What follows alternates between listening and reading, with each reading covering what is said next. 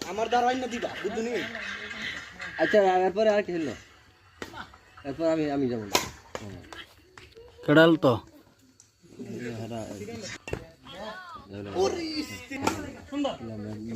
মজা না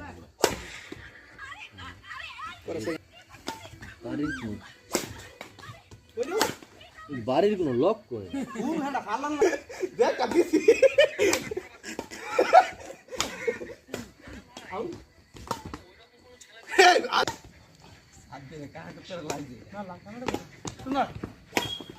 আমার বাড়িটা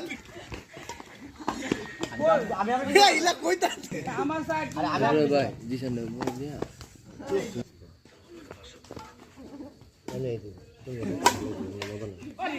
কসম দুই ঢালার বিষয় আমি মজা করে একটা বলার পাইতো না জুড়ি মিলতেছে না